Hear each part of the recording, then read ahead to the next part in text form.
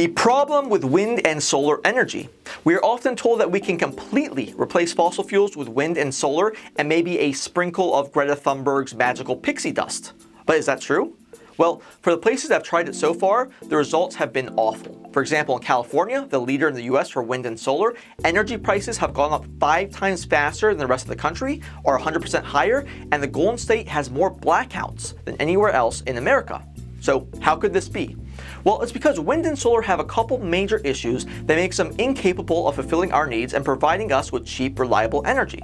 First, they're unreliable.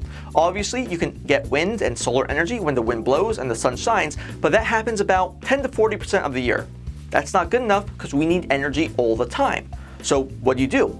Well, the Green New Deal types say batteries are the answer.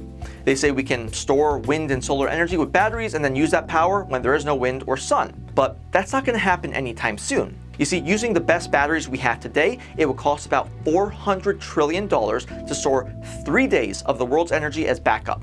As context, the GDP of the entire globe is $87 trillion. And then of course, if you really care about the environment, you can't possibly be a fan of these batteries because making them will require the world to increase by thousands of percent the mining and refining of many elements like cobalt, lithium, copper, and nickel.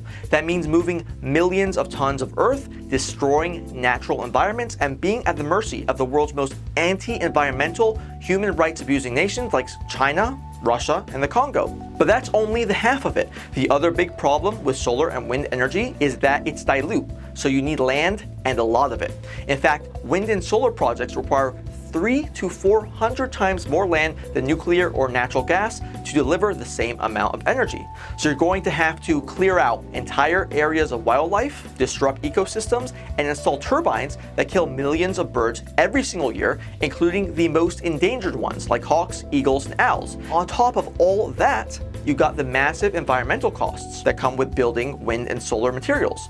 Building a wind farm requires thousands of tons of steel, thousands of tons of concrete, and thousands of pounds of non-recyclable plastics. Solar farms, even more cement, steel, and mining of other minerals. Then of course, there's the problem of disposal. Wind turbines, batteries, and solar panels have a short life.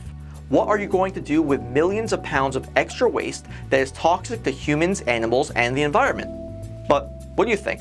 Should we change our entire energy system to things that are less reliable, more expensive, environmentally costly, and make us completely dependent on unstable enemy nations?